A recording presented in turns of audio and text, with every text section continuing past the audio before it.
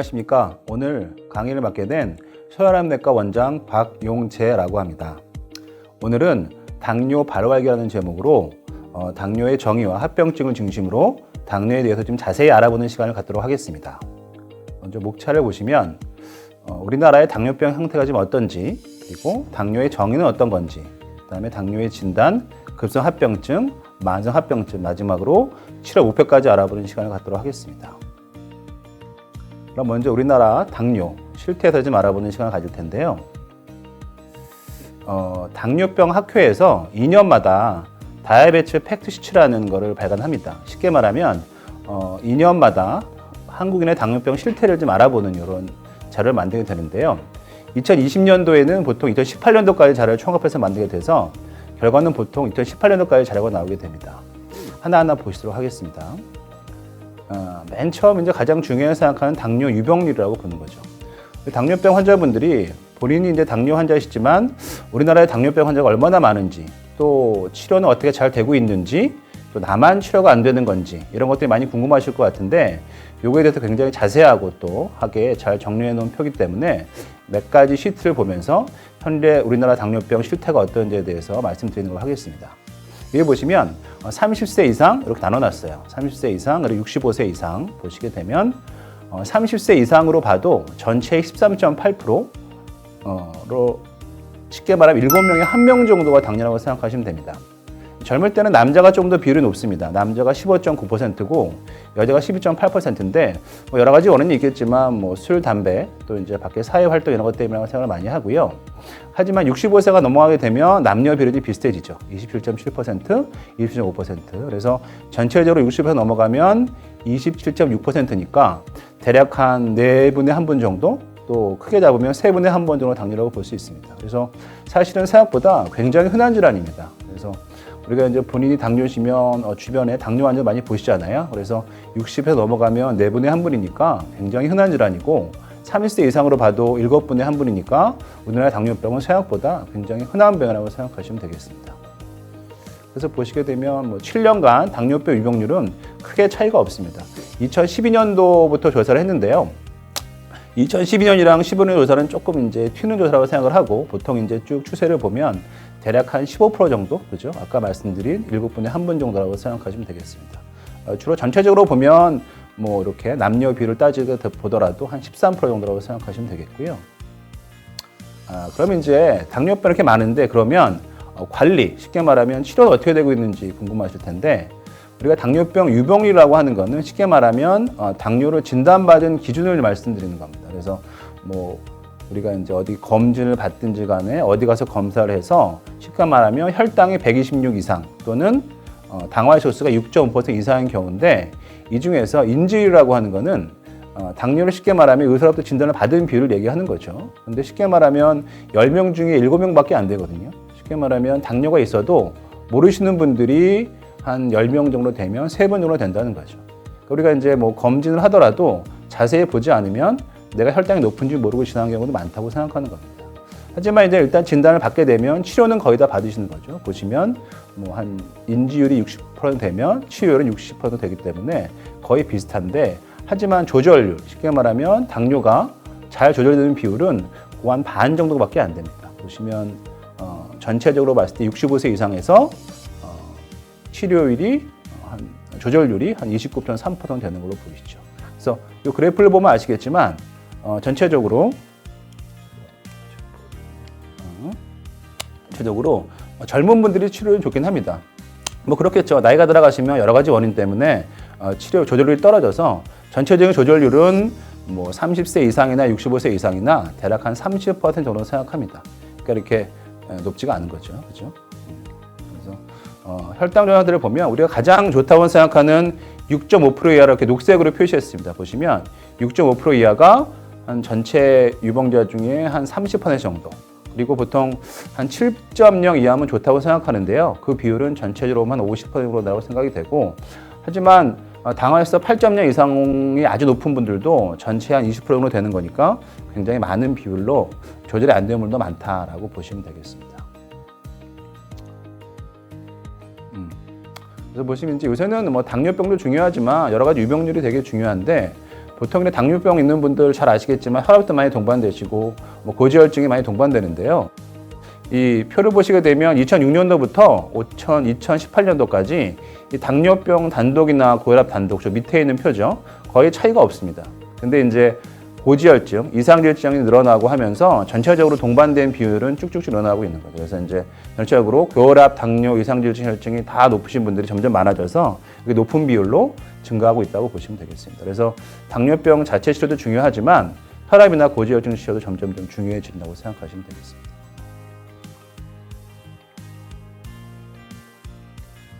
그래서 이제 뭐 쉽게 말하면 당뇨약과 관리된 거랑 비교해서 통합관리라고 하는 혈압도 잘 조절되고 고지혈증도 좋고 당도 좋은 분들은 끼케야 한 15% 정도, 그러니까 굉장히 적은 비율이죠. 그래서 그만큼 당뇨가 치료가 어려운 질환이고 이라고 보시면 되겠습니다. 그래서 그러면 당뇨는 어떻게 정의하나, 왜 이렇게 당뇨가 치료가 어려운 거에 대해서 좀 알아보도록 하겠습니다. 옛날에 이제 당뇨는 맨 처음 나온 거는요, 2세기라고 합니다. 2세기 그리스 사람인데 아레타에우스라는 사람이 이제 표현했는데 제가 한번 간단히 읽어보겠습니다. 그래서 당뇨병은 흔하지 않은 상태로 살과 사지가 녹아 소변으로 나오는 듯한 두렵고 고통스러운 질환이다. 그래서 환자들은 계속 물을 만들어내고 수료를 연 것처럼 물의 흐름이 계속된다. 삶은 짧고 불쾌하며 갈증이 가시지 않고 물을 과도하게 섭취하지만 과도한 소변량을 따라오지 못한다. 그래서 환자는 물을 계속 마시는 것도 소변을 계속 보는 것도 멈출 수가 없다. 그래서 일정 기간 물을 마시지 않으면 입은 트고 몸은 건조해지고 환자들은 메스꺼리, 불안, 초조감, 고갈을 호소하다가 짧은 시간 뒤에는 사망한다. 이렇게 되어 있습니다. 예전에 당뇨는 이런 상태가 오면 얼마 못 사시는 질환이었던 거죠. 지금이야 이제 당뇨약, 인슐린이 나오면서 이런 것들을 조절하게 되지만 우리나라도 이제 소갈병이라고 해가지고 이제 소라는 게 소변을 많이 보고 가리 갈증을 난다 해가지고 그런 정도 이제 증상이 오게 되면 여기 나오신 것처럼 삶이 짧고 불쾌하다. 쉽게 말하면 힘들게 오래 못 산다는 거죠. 그래서 지금이야 이제 약이라 이런 좋아졌겠지만 예전에는 이런 소갈병 당뇨는 굉장히 좀 무서운 질환을 생각했다고 생각하시면 되겠습니다. 그래서 쉽게 말하면 당뇨병은 가장 간단하게 우리가 당뇨병 얘기할 때 혈당이라고 얘기하지 않습니까? 그래서 혈당은 뭐냐면 혈액의 당이 높은 건데 왜 높냐고 하면 우리가 이제 혈당은 주로 포도당이죠. 포도당이라는 거는 이제 세포들이 일할 수 있는 에너지라고 생각하시면 되는데 원래 이런 혈당들이 혈관을 타고 다니다가 세포 안에 들어가서 이렇게 일을 하게 돼야 되는데 쉽게 말하면 세포 안으로 들어가지 못하는 변화라고 생각하시면 되겠습니다. 그러니까 우리가 췌장이 충분한 양의 인슐린을 분비해야지 들어가는 건데 이게 못하게 되다 보니까 포도당이 세포 안으로 들어가지 못하고 그래서 혈액의 당이 높아지는 질환이 되는 거죠. 그래서 이제 가장 중요한 걸 인슐린으로 생각하는 건데 인슐린을 두 가지예요. 분비하지 못하거나 아니면 분비는 충분해도 일을 하지 못하면 당뇨가 생긴다고 생각하시면 되겠습니다. 그래서 정형이 이렇게 포도당 대사 이상에 의해서 대사 질환이고 여러 가지 고혈당에 의해서 눈이나 콩팥, 신장, 혈관에 합병증을 유발한다. 이게 당뇨병의 정의죠. 그래서 우리가 이제 아까 말씀드렸지만 혈당 상승의 원인은 두 가지인데 어쨌든 인슐린인데 인슐린이 안 나오는 분들 그리고 인슐린 저항세라고 해서 인슐린이 나와도 인슐린이 일을 잘 못하는 거죠. 그런데 보통 분비장애는 이렇게 많지 않고요. 주로 저항성, 쉽게 말하면 인슐린 세포에서 활동을 못하는 경우가 많다고 생각하시면 되겠습니다. 그래서 보통 이렇게 혈당에 관여하는 인자들이 많습니다. 췌장만이라고 생각할 수 있겠지만 간에서 당이 못하는 경우도 있고 또 근육에서 못 쓰는 경우도 있고 또 지방 대사가 안 되는 경우도 있기 때문에 혈당 조절은 굉장히 여러 가지 팩터가 관여하는 좀 어려운 질환입니다. 그래서 당뇨병의 우리가 분류라고 하죠. 우리가 당뇨라고 하면 다 당뇨 같지만 병원에 가시면 그러셨을 거예요. 당뇨가 이제 거의 눈앞까지 오셨어요. 문턱까지 오셨습니다. 이렇게 얘기를 하는데 우리가 정상 혈당이랑 이런 당뇨병 사이에는 이런 중간 단계들이 있습니다. 그래서 우리가 혈당을 재지 않습니까? 재게 되면 보통 잘 아시는 것처럼 우리 혈당은 공복은 100 이하 그리고 식후 혈당은 140 이하가 정상입니다. 근데 이제 그럼 진단 기준이랑 또 다르죠. 보통 우리 당뇨라고 얘기하는 거는 공복 혈당은 126. 그러니까 이제 정상은 100인데 진단은 126 그 사이가 있지 않겠습니까? 그리고 또 식후 혈당은 정상은 140인데 당뇨 진단율이 200이니까 그 사이. 그래서 공복 혈당이 약간 높은 분들을 우리가 공복 혈당 장애라고 하고요. 그리고 식후 혈당이 높은 분들을 내당능 장애라고 부릅니다. 이거는 두 가지가 같이 없는 경우도 있어서 어떤 분들은 식후혈당은 멀쩡한데 공복당만 높은 분들이 있고 그런 분들은 순수한 공복혈당 장애죠. 또 어떤 분들은 거꾸로 쉽게 말하면 공복혈당은 멀쩡한데 식후혈당만 올라가는 이런 분들 내당능 장애라고 해서 이런 분들은 쉽게 말하면 곧 당뇨가 온다 이렇게 얘기할 수 있겠습니다. 그래서 같이 있는 분들도 있고요. 그래서 환자분들이 이런 질문들을 많이 하시죠. 당뇨라는 거는 진단받으면 그러면 이제 죽을 때까지 못 고치는 병이냐라고 말씀하시는데 이런 공복혈당 장애나 내당면 장애의 경우에는 열심히 운동하시고 노력하시고 뭐 식이조절 하시면 다시 정상으로 돌아가는 경우가 굉장히 많습니다. 그래서 아직은 지금 돌릴 수 있는 질환이죠. 하지만 이런 단계를 넘어서 당뇨병 단계로 돌아가게 되면 사실은 뭐 아주 열심히 노력하시면 돌아갈 수 있겠지만 대부분은 약이나 인슐린에 의존해야 되는 경우가 생긴다고 생각하시면 돼서 이런 표를 하나 저희가 이제 만들어 봤는데요. 하여튼 어쨌든 당뇨병은 정상혈당에서 넘어가는 단계가 있다. 그게 공복혈당 장애고 내당은 장애다 정도만 아시면 되겠습니다. 그러니까 한꺼번에 당뇨가 오는 게 아니라는 거죠. 그래서 그런 중간 단계가 중요하다고 생각을 합니다. 뭐 당뇨병의 분류는 뭐 잘 아시는 것처럼 1형 당뇨, 2형 당뇨가 있는데 1형 당뇨는 이제 인슐린이 쉽게 말하면 부족한 거고 보통 이제 선천적인 경우가 많습니다. 췌장이 이제 뭐 파괴되거나 일을 못하는 거죠. 그래서 우리나라의 대부분의 당뇨는 다 2형 당뇨. 쉽게 말하면 뭐 비만이라든지 뭐 식생활 때문에 자꾸 인슐린 기능을 못해서 생기는 당뇨라고 생각하시면 되겠습니다. 뭐 그 외에 뭐 여러 가지 다른 질환 때문에 오는 질환이라든지 뭐 임신 당뇨가 있지만 많은 비율은 아니고요. 주로 2형 당뇨가 제일 많다. 그렇게 생각하시면 되겠습니다. 그래서 뭐 이건 좀 어렵죠. 그래서 1형 당뇨병의 병태라고 하는데 쉽게 말하면 이 췌장에 있는 세포를 베타 세포라고 하는데요. 이게 망가지는 겁니다. 그러니까 뭐 약이 들을 수가 없겠죠. 그래서 인슐린밖에 안 되는 거예요. 그러니까 우리가 대부분의 약들은 인슐린을 뭐 분비를 좀 높게 하고 인슐린이 잘 쓰게 하는 건데 인슐린 자체가 없기 때문에 1형 당뇨병 같은 경우에는 치료가 인슐린밖에 없는 거죠. 그런데 2형 당뇨병의 병태, 그래서 1형 당뇨병은 치료가 간단합니다. 그냥 인슐린을 주는 거예요. 그런데 2형 당뇨는 인슐린이 쉽게 말하면 적어 생기는 병이 아니기 때문에 여러 가지 요소가 있습니다. 뭐 우리 제일 많은 거는 뭐 췌장에서 인슐린이 잘 안 나오는 것도 있겠지만 여러 가지 인슐린 일을 잘 못하고 간에서 당이 많아지고 뭐 근육에서 포당을 잘 못 쓰고 뭐 신경물질 이상도 있고 우리 뭐 신장에서 또 이제 포도당을 다시 이렇게 해가지고 나오게 하는 경우도 있고 또 장에서도 영향이 있습니다. 하기 때문에 이런 2형 당뇨병의 병태는 굉장히 복잡합니다. 그러다 보니까 약도 여러 가지가 있고 또 개개인에 따라서 이런 병태가 다릅니다. 어떤 분들은 쉽게 말하면 간에서 당을 많이 만들어서 당뇨가 생기고 어떤 분들은 또 장에서 이런 문제가 더 크고 물론 다 이제 복합되어 있지만 개개에 따라 그런 차이가 크기 때문에 약에 대한 감수성도 다르고요. 또 약이 잘 안 듣는 분들도 있고 또 잘 듣는 분들도 있고 하기 때문에 그래서 당뇨 치료가 많이 어렵다고 생각을 합니다. 그래서 개개인별로 약에 대한 감수성은 다르고 여러 가지가 다르다라고 생각하시면 되겠습니다. 그래서 이제 뭐 우리가 2형 당뇨병이 제일 중요하죠. 그래서 전체 환자의 한 뭐 90% 이상이 2형 당뇨입니다. 그래서 보통 2형 당뇨는 뚱뚱한 분들이 많죠. 비만인 분들이 많고 또 천천히 오고 대사증이 많기 때문에 진단 시에 여러 가지 합병증이 동반된 경우도 좀 많습니다. 그래서 전체적으로 이제 인슐린을 잘 못 쓰는 감수성 저하 따라서 상대적으로 인슐린 결핍된다고 생각하시면 되겠습니다. 뭐 이제 뭐 여러 가지 이제 이런 병태 얘기했는데요. 간단하게 그러면 이제 환자분 병원 가시잖아요. 뭐 진단받는 기준은 다 잘 아시겠지만 한 번 더 말씀드리면 먼저 1형 당뇨, 2형 당뇨로 보게 되면 간단히 비교해 보면 사실 1형 당뇨는 이제 젊은 분들이 많고요.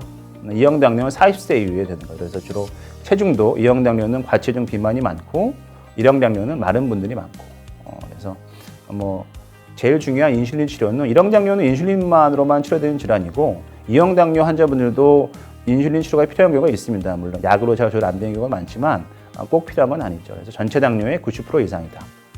다음 표를 보시면 요새 이제 많이 볼 수 있는 표인데요. 이거는 2021년도에 이제 대한당뇨병학회에서 당뇨병 진료 지침이라는 걸 이제 했습니다. 그래서 어떤 분들이 당뇨의 위험도가 높냐 본 건데 사실 이제 잘 보시면 비만이죠. 과체중. 그리고 요즘 같은 경우는 뭐 다 아시겠지만 당뇨는 유전이 굉장히 중요한 질환입니다. 그래서 이제 부모나 뭐 형제의 당뇨병이 있는 경우가 당뇨 위험도가 높고요. 그다음에 아까 말씀드린 공복혈당 장애나 이런 내당의 장애가 있으면 당뇨가 곧 온다. 또 임신 후 당뇨병이라든지 고혈압, 또 고지혈증 있는 분들이 당뇨가 위험이 높은 거죠. 이런 것들을 중점으로 해가지고 대한당뇨병학회에서 이런 체크리스트를 만들어 봤어요. 여기 2021년도 체크리스트니까 나온 지가 얼마 안 된 표죠. 보시면 나이가 몇 살이냐. 뭐 아시겠지만 나이가 많을수록 당뇨가 많이 올라가니까요. 두 번째는 당신의 부모 형제 중에 한 명이라도 당뇨병 환자가 있습니까? 그러니까 쉽게 말하면 유전적인 경향을 보는 거고, 뭐 혈압약을 드시는지, 또 요새는 이제 허리둘레가 중요하다고 생각합니다. 비만일수록 당뇨가 많이 오기 때문에 남녀 기준이 다르지만, 그리고 뭐 담배, 음주, 또 술 드시는 게 중요해서 이 표를 잘 보시면 이제 0점부터 3점까지 되어 있는데요. 밑에 보시면 5점 이상이면 당뇨 위험 발생이 증가한다. 그리고 8점 이상이면 2배, 10점 이상이면 3배.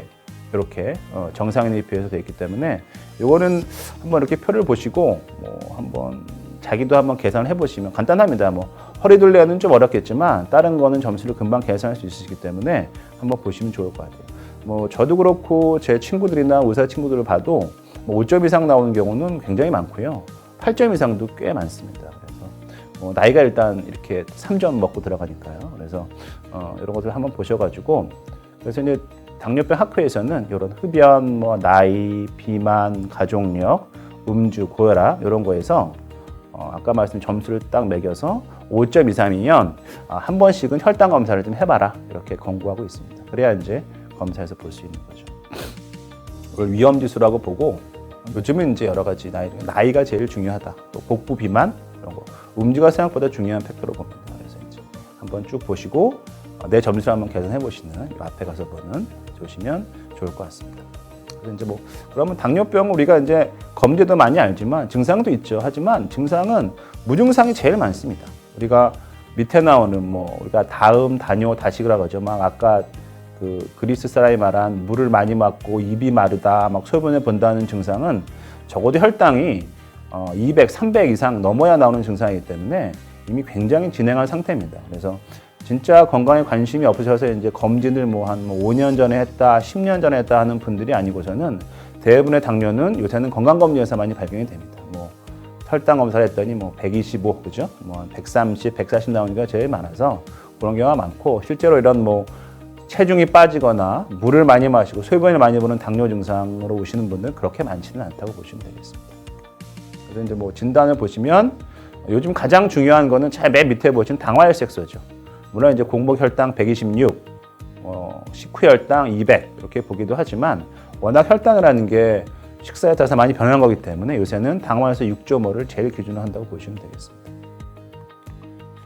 당화혈색소가 뭐냐? 우리가 맨날 가면 의사 선생님이 당화혈소라고 하는데, 우리가 이제 포도당이 적혈구에 붙은 상태를 의미한다고 생각하시면 돼요.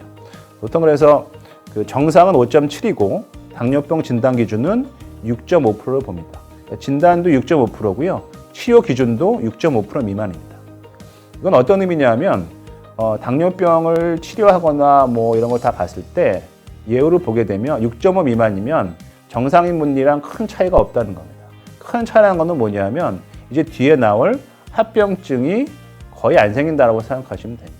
6.5 미만을 하는 게 굉장히 어렵죠. 그래서 이건 뒤에 표를 보면서 말씀드리겠습니다. 당화혈색소를 보시게 되면 정상 혈당을 봤을 때 당화혈색소 7 정도면 평균 혈당이 150, 그죠? 우리가 이제 식전 식후를 다 포함하는 거니까. 그래서 당화혈색소가 1 오를 때마다 평균 혈당이 30 정도씩 오른다고 생각하시면 됩니다. 그래서 이제 뭐 요즘은 많이 없지만 예전에는 뭐 당화혈색소 체크하면 기계에 따라서 체크 안 되는 수준 나오시는 분이 많았어요. 뭐 13, 14. 그래서 그런 분들은 이제 평균 혈당이 한 300, 400 되는 거니까 굉장히 높으신 거죠.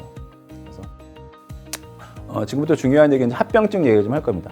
당뇨는 이 혈당 높은 게 중요한 질환은 사실은 아니라고 생각합니다. 보시게 되면. 근데 당뇨가 혈당이 높을 때 급성합병증이 위험한데, 예전엔 많았어요. 예전에는 이제 혈당이 500 이상 되면 혼수가 옵니다. 몸에 삼투압 때문에 너무 당이 높으니까 이 세포에서 물이 빠지면서 이 혼수가 오는 거죠. 와가지고 막 이거는 이제 급성합병으로 돌아가시는 질환인데, 요즘에는 뭐 워낙에 당뇨약도 좋아지고 하기 때문에 이런 고삼투성 혼수나 이런 것들은 많지 않다. 그리고 저혈당 같은 경우는 사실은 이제 약을 드시면서 생긴 합병증이 물론 중요하지만, 그래서 요즘 급성 합병증보다는 요즘은 만성 합병증이 좋다고 생각합니다. 그래서 이제 뭐 요새 많은 관상동맥, 쉽게 말하면 심근경색이죠. 뭐 뇌혈관 질환, 말초혈관 질환, 또 요새 더 중요하게 느끼는 미세혈관 합병증, 눈, 망막 질환이라든지 신경합병증, 콩팥합병증 같은 게 굉장히 중요하기 때문에 이러한 만성합병증은 적어도 당뇨가 10년 이상 지나야 오는 질환들입니다. 그래서 우리가 당뇨를 잘 조절하고 조절하지 않고를 자꾸 말씀드리는 이유가 지금 당장 나타나는 질환이 아니기 때문에 보통 한 20년 정도 뒤에 나타나는 질환이기 때문에 더 중요하게 이제 생각되는 거죠. 보통 이제 뭐 근데 간단히 저혈당 먼저 말씀드리면 우리가 왜 약 먹고 나시면 왜 갑자기 막 혈당이 떨어져서 막 공복감이 있고 가슴이 떨리고 이런 것들이 있다가 점점 진행하게 되면 막 졸려요. 졸리고 머리도 아프고 막 운동력이 떨어지다가 아주 위험한 경우에는 경련 혼수등이 올 수 있기 때문에 우리가 이제 요새는 그래서 이제 당뇨약 중에서도 저혈당이 오지 않은 약을 중심으로 쓰는 경우가 많고요. 이런 것 때문에 봅니다. 그래서 간단히 증상을 보시게 되면 뭐 우리가 배고픈 증상이죠. 공복감, 식은땀, 현기증, 떨림, 피로감, 흥분, 불안감, 가슴 둥그레 같은 게 있는데 이런 혈당을 정상적으로 보면 저희가 한 60 이하 정도로 봅니다. 이런 증상이 오는 거를. 근데 우리 환자분들이 이런 갑자기 당을 재볼 수가 없잖아요. 그러니까 이런 증상들이 오면 일단은 드시는 거예요. 그래서 보통 당 5g이 혈당을 15 정도 상승시킨다고 되어 있으니까 보통 한 15g 정도 먹으면 한 3, 40 정도 올리기 때문에 그 양이 밑에 여기 보시면 뭐 주스 반 컵, 사탕 서너 개, 요구르트 하나 정도 오셔서 가장 편하게 갖고 다니시는 거는 사탕 정도라고 생각하시면 되겠습니다. 사탕 이렇게 드신 다음에 사실 초콜릿 갖고 다니시는 분들이 많은데 생각보다 초콜릿은 잘 못 올 지방이 함유되어 있어가지고 혈당 상이 좀 떨어진다고 되어 있습니다. 그래서 가장 개인적으로 사탕이 제일 편하신 것 같아요. 갖고 다니시다가 한 두세 개 이제 깨물어 드시면 이런 증상이 싹 좋아지시는 거죠. 요구르트나 주스 같은 거는 또 갖고 다니는 게 어려우시니까 그래서 이런 게 있다 생각하시면 되고. 근데 중요한 만성합병증 얘기를 좀 자세히 하도록 하겠습니다. 우리가 당뇨병은 쉽게 말하면 이제 만성합병증으로 해서 사망하는 확률이 제일 높은 질환인데요. 이 시계 보시면 알겠지만 전 세계적으로 7초에 한 명씩 당뇨로 죽는다고 생각하시면 됩니다. 그래서 매해 490만 명이 사망하고요. 그 중에서 놀랍게도 60세 미만이 사망이 한 50%가 됩니다. 그래서 우리가 나이 드는 마다만 돌아가시는 게 아니라 60세 미만 사망률도 굉장히 높다고 보시면 되기 때문에 그만큼 당뇨가 무서운 질환이다 생각하시면 되고요. 그래서 보통 이제 비당뇨병성 환자랑 비교했을 때 얼마 높냐고 하면 특히나 이 눈, 실명이나 말기 신진환은 거의 뭐 20배 이상 높습니다. 그리고 사지혈당 같은 경우도 많죠. 쉽게 말하면 우리가 뭐 실명이나 이런 신질환 같은 경우는 잘 오는 병이 아니죠. 이거는 눈이 멀거나 콩팥이 망가진 경우에는 당뇨 빼고는 사실은 요즘 잘 보기 어렵습니다. 하지만 이제 심근경색 뇌졸중은 꼭 당뇨 때문에 아니라도 오기 때문에 한 2배, 5배 정도라고 생각하시면 되죠. 그만큼 당뇨 때문에만 오는 질환은 눈이 안 보이고 콩팥이 망가지고 오기 때문에 특별한 질환입니다. 그래서 보시면 여기 무섭죠. 발가락에나 이제 티눈 같은 경우를 어르신들 자가를 치료하잖아요. 치료하는데 이렇게 다 곪은 거예요. 당뇨 환자분들은 혈관이 안 좋게 되면 이 혈액 공급이 안 되기 때문에 상처가 낫지 않고 이렇게 썩어 들어갑니다. 그래서 보게 되니까 발이 썩고 눈을 보니까 이렇게 망막 질환이 오신 거예요. 그래서 큰 병원 가서 왔다 해서 갔던 이런 분들이 당뇨병 치료 중이고요. 이렇게 해서 보시면 점점 심해지는 이렇게 다리 썩습니다. 썩어서 이렇게 자르신 절단하는 경우가 생각보다 꽤 많아요. 그러셔서 이번 당뇨병을 적어도 한 30년 이상 앓으신 분들 이렇게 당뇨 족부 부분이 보시게 됩니다. 이런 건 대혈관 합병증이라고 합니다. 쉽게 말하면 큰 혈관. 그래서 큰 혈관이라고 하면 뭐 아주 큰 혈관이 아니라 우리가 이제 심질환, 쉽게 말하면 관상동맥이라고 하는 심근경색, 또 뇌졸중 이런 것들이고 아까 말씀드린 다리절단 이렇게 해서 세 가지가 제일 많습니다. 그래서 이런 것들은 이제 죽는 질환이죠. 뭐 심근경색, 뇌졸중 같은 경우에는 그리고 다리절단 같은 경우에도 많기 때문에 이런 세 가지 정도라고 보시면 되고 보통 높은 비율이죠. 비율을 보게 되면 우리 뇌 쪽 보시는 질환은 한 4배 정도, 심장도 한 4배 정도 되고 우리가 이제 요 그림을 보시게 되면 투석받는 그림인데 우리가 만성 신질환이라고 하는 투석받는 환자 중에 한 40%는 다 당뇨 환자분들이 있어요. 그러니까 우리 여러 가지 질환들이 이렇게 많은데 다 투석하는 경우가 많은데 그중에 40%라고 하면 정말 진짜 많죠. 그래서 대부분 당뇨 환자가 다 투석하는 건 아니지만 투석하는 환자분들의 한 절반 이상은 절반 정도는 당뇨 환자라고 생각하시면 돼요. 그래서 당뇨가 중요합니다.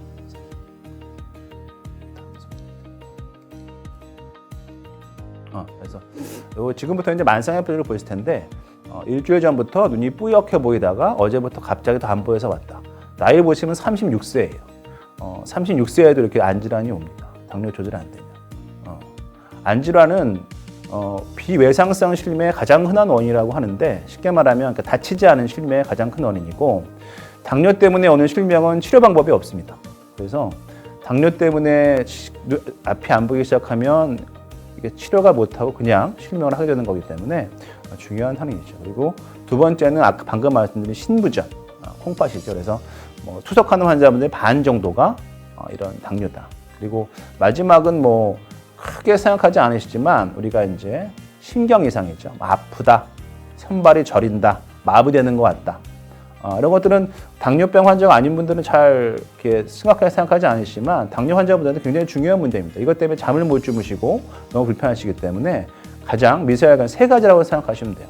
이거는 꼭 좀 이 그림을 머리에 좀 넣어두시는 게 좋겠습니다. 그래서 눈, 신장, 신경 이렇게 세 가지. 그래서 의사들이 이걸 막으려고 그렇게 난리를 치는 거죠. 네, 여기 보시는 것처럼 눈, 신장, 신경 이렇게 세 가지라고 보시면 됩니다. 근데 당뇨병 그래서 진단 시점에서 이미 한 반 정도가 한 개 이상 합병증이 동반된다 이렇게 돼 있어요. 그래서 특히 눈이 제일 빨라서 당뇨병 진단 한 7년 되면 벌써 온다고 되어 있습니다.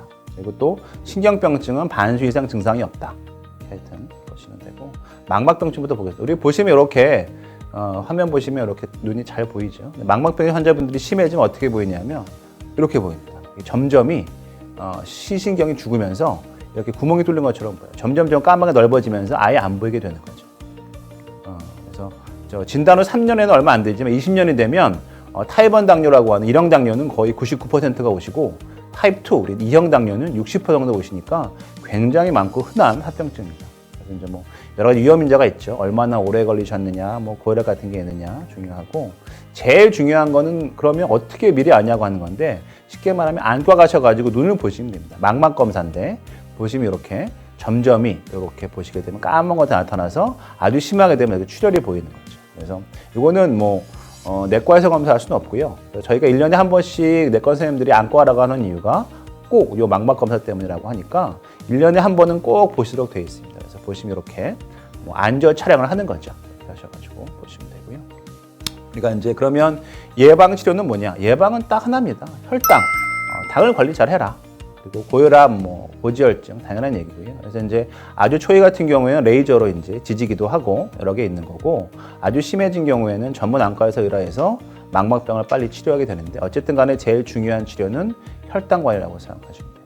그래서 두 번째로 우리가 이제 가장 요즘 중요한 문제인 당뇨병의 신증, 콩팥질환입니다. 그래서 국내에서 보면 한 27.3%라고 되어 있으니까요. 한 당뇨 환자분의 3분의 1 정도라고 돼 있고 더 중요한 투석을 하는 만성 신질환 이런 분들은 10% 정도라고 생각하면 됩니다. 10%는 사실 적은 비율이 아니죠. 그렇기 때문에 높은 비율로 돼 있고 물론 위험자는 똑같이 혈당 조절이랄지 고혈압 같은 거라고 생각하시면 됩니다.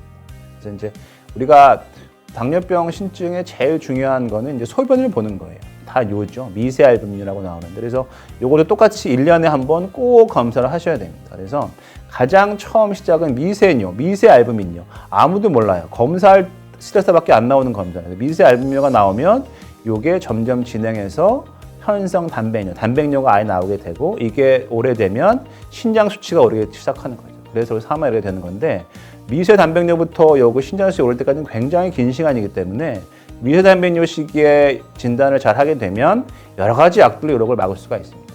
근데 검사를 안 하면 알 수가 없죠. 그렇기 때문에 이런 소변 검사 중요하다고 말씀드리는 거고 보시게 되면 점점점 그러니까 1년에 갈수록 3.0%씩 올라간다고 되어 있기 때문에 시간이 굉장히 긴 거죠. 그래서 이런 게 중요하다고 보시면 되겠습니다. 그래서 검사는 똑같아요. 매년 검사해라. 1년에 한 번. 그래서 2형 당뇨병이 주로 많으니까 2형 당뇨병은 진단 당시부터 매년 한다고 생각하시면 됩니다. 그리고 밑에 나오는 혈청 크레아틴이라는 거는 피 검사로 하는 거고 의사를 계산하는 거니까 환자분들은 1년에 한 번 소변 검사, 피 검사 한다고 생각하시면 되겠습니다.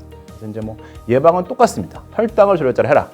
또 혈압을 조절 잘하고 이상지혈증 조절해라. 너무 당연한 얘기인데 이게 되게 어려운 거죠. 그 외에 식이 조절이라든지 이런 것들은 여러 가지가 있지만 일단 염분 섭취를 제한하는 게 제일 중요하고요. 그 다음에 제일 중요한 레닌, 안지오텐신, 알도스테론의 역제제라고 하는 건 혈압약 비슷한 건데 단백뇨가 있으면 쓰기 시작한 약이거든요. 근데 이거는 미세단백뇨식을 써야 되기 때문에 검사를 잘 안 하게 되면 약을 쓰면 어느 정도 단백뇨를 예방하고 더 진행을 막을 수가 있습니다.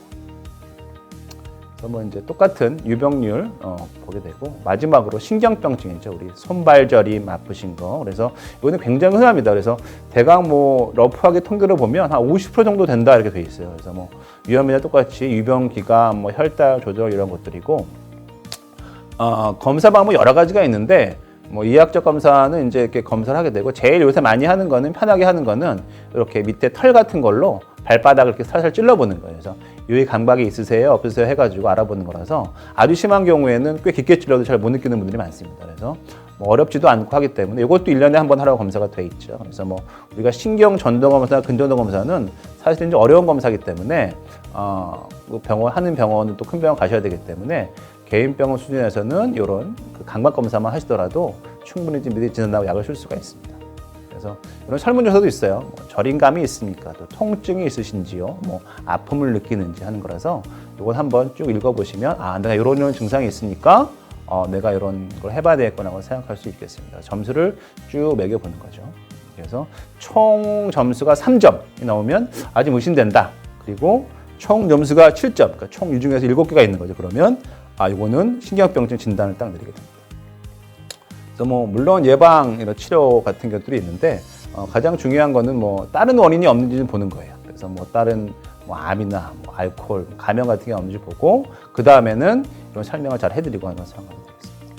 그래서 이제 뭐 합병증의 관리라고 하면, 어쨌든 합병증이 생기기 전에 막는 게 제일 중요한데, 그 막는 거에 제일 중요한 거는 역시 철저한 당뇨가 제일 중요합니다. 그래서 관리를 잘 하시면서, 눈은 아까 말씀드린 안저검사, 안과검사죠. 그리고 신장은 소변검사, 미세단백뇨 검사, 그리고 신경은 발을 보는 모노필라멘트 검사. 이거 환자분들 굉장히 귀찮아하세요. 검사라고 하면, 안과 가라 그러면 내가 왜 안과를 가야 되냐, 또 뭐 이제 우리 소변검사 받으라고 하면, 아니 뭐 피검사하면 되지 소변을 왜 받으라고 하냐. 또 이제 발 검사라고 하시면, 발은 멀쩡하다. 나는 뭐 아무 문제 없는데 여러 가지 말씀을 하는데, 미리미리 검사하는 게 중요하기 때문에 꼭 1년에 한번 검사 받으시라 하는 걸 다시 한번 말씀드리겠습니다. 그래서 생각보다 굉장히 중요한 검사입니다.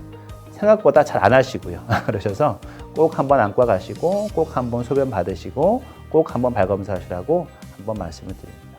그러면 이제 마지막으로 이제 간단히 뭐 치료라고 되어 있지만, 뭐 약이나 이런 인슐린 이런 말씀 등은 아니고요. 치료 목표에 대해서만 간단히 말씀드리고 오늘 강의 끝나는 걸로 하겠습니다. 그래서 뭐 이거는 이제 저희 당뇨 학회에서 있는 거를 제가 한번 갖고 와봤어요. 그래서 그러면 당뇨 치료는 어떻게 되냐? 그러면 뭐 합병증을 예방하기 위해, 이게 중요합니다. 그럼 당뇨를 왜 조절해야 된다는 거죠, 그죠? 합병증을 예방하기 위해서 철저하게 조절해야 된다. 이게 제일 중요한 얘기입니다. 그리고 두 번째 제일 중요한 얘기인 목표는 당화에서 6.5% 이하. 이렇게 두 가지라고 보시면 되고, 밑에 있는 건 의사들을 위한 얘기긴 하지만, 당뇨병 진단 초기부터 적극적으로 생활습관 개선을 해야 되고, 약물 치료해야 된다.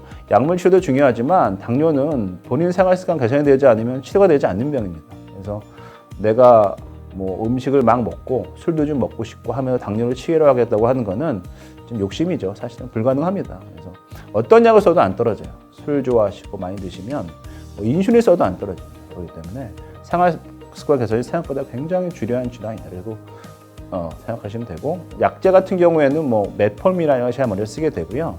저희가 의사들이 자꾸 약을 바꿔보기도 하고 써보기도 하는 경우에는 이런 여러 가지 약제 상호 의존도 있지만 환자 특성이 많이 다릅니다. 아까 말씀드렸지만 당뇨를 이형당일으키는 원인이 여러 가지이기 때문에, 또 약제라는 거는 일일이 그거에 다 대응하는 약제들이거든요. 그렇기 때문에 적절하게 약을 바꿔 쓰거나 또 병합하면서 선택하게 되어 있습니다. 그래서 이제 뭐 우리나라 혈당 관리를 보시면, 우리나라 분들은 사실은 인슐린을 잘 많이 안 쓰는 추세예요. 보시게 되면 오른쪽에 이제 지금 치료받는 분들 진단자인데, 경구 혈당 강화 약제가 한 80% 정도 되고요. 인슐린 쓰는 분들은 한 8.3%밖에 안 되죠. 사실 인슐린이 굉장히 좋은 치료입니다. 좋은 치료고 당도 잘 떨어뜨리는데, 특히나 한국 분들은 정말 싫어하세요. 그래서 주사 맞으라고 하면 거의 경계하시는데, 사실은 조절이 물론 잘 되시는 분들은 필요가 없지만, 조절이 안 되시는 분들은 인슐린 치료를 너무 꺼려하지 마시고, 저는 이제 하루에 한 번 받는 인슐린 나왔고 했으니까요. 의사들이 인슐린을 권할 정도면 우리나라 의사 선생님들 다 권하지 않으세요. 왜냐하면 싫어하시니까. 근데 이제 인슐린을 권할 정도면 내가 당뇨가 정말 심각하구나, 지금 잘 치료해야겠구나 생각하시고 잘 상담해 보시겠다고 생각을 합니다. 저도 이제 인슐린 치료하는 환자분들이 많으신데 치료하게 되면 확실히 혈당 강화 효과는 굉장히 좋다. 그래서 꼭 인슐린이 뭐 일형 당뇨 환자가 맞는 약도 아니고 또 뭐 그러니까 인슐린 맞는다고 생각하시면 내가 이제 당뇨가 뭐 다 끝자락에 왔구나 이렇게 생각하시는 분들이 많은데 그건 절대 아니고요. 여러 가지 치료 요법 중에 하나고 잘 떨어뜨리는 치료니까 인슐린을 너무 두려워하지 마시라 이런 말씀을 제가 드리고 싶습니다. 그리고 이제 보면 경부혈당 강화제라고 하는 이제 혈당 강화제들이 대부분의 이제 혈당 강화 효과가 대부분 한 뭐 당화에 있어서 1 정도 돼요. 그래서 이제 보통 약을 한 2-3개 섞어 쓰게 되는데 보통 그러면 한 3 정도 되겠죠. 그러다 보니까 어쨌든 간에 인슐린이 필요한 분들이 분명히 있게 됩니다. 그래서 요새는 어쨌든 간에 약들이 굉장히 많이 나왔어요. 보시면 여기 보시면 7개 정도 되죠. 그리고 다 좋은 약들을 하기 때문에 요즘은 특히나 당뇨 조절이 그래도 예전보다는 굉장히 많이 좋아졌고 원하시는 혈당인 당화에서 6.5까지 떨어뜨릴 수 있는 방법들이 많아졌다 이렇게 생각합니다. 그래서 뭐 실제 목표죠, 그죠? 그래서 요즘은 이제 공복 혈당, 식후 혈당은 잘 얘기하지 않습니다. 워낙 변동이 많기 때문에 저 밑에 빨갛게 표시한 당화에 있어서 6.5%가 제일 중요한 예가 되겠죠.